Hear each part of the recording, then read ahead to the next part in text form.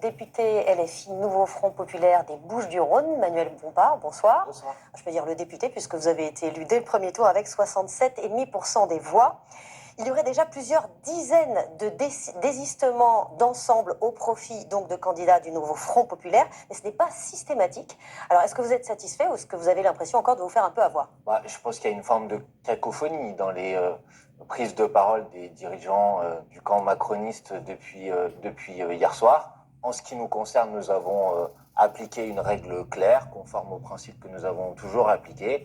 Ce n'est pas une voie pour le Rassemblement national, pas un siège de plus pour le Rassemblement national, et nous souhaitons effectivement que le camp macroniste fasse preuve d'une même clarté.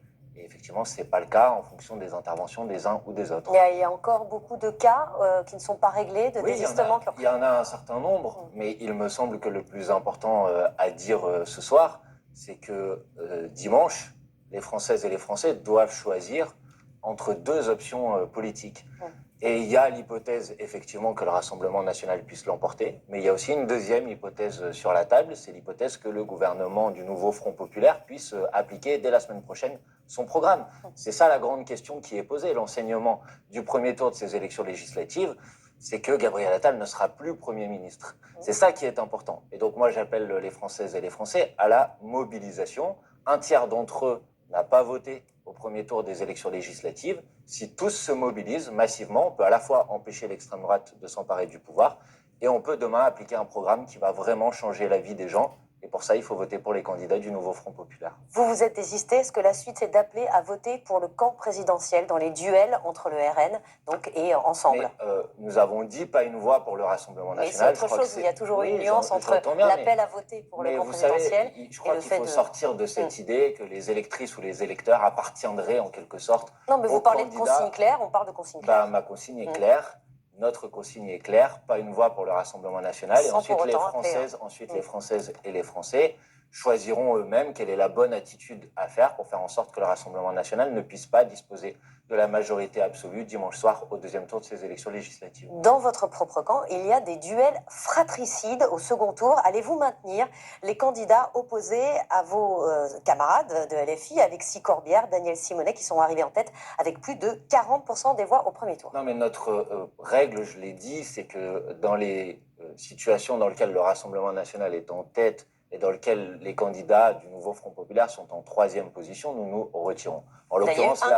En l'occurrence, là, vous m'interrogez sur deux situations dans lesquelles c'est une opposition entre deux candidats de gauche. Oui, mais c'est pas ridicule d'avoir deux candidats LFI. Les Françaises et les Français, il y a dans chacune de ces circonscriptions, il n'y a qu'un seul candidat investi officiellement par le Nouveau Front Populaire. Mais on laisse se battre deux insoumis. Mais ça ne change rien à la possibilité pour le pays d'être dirigé demain par un gouvernement du Nouveau Front Populaire. Mais c'est pas le moment d'apaiser un peu les choses et de dire on arrête les frais, le meilleur sera sélectionné.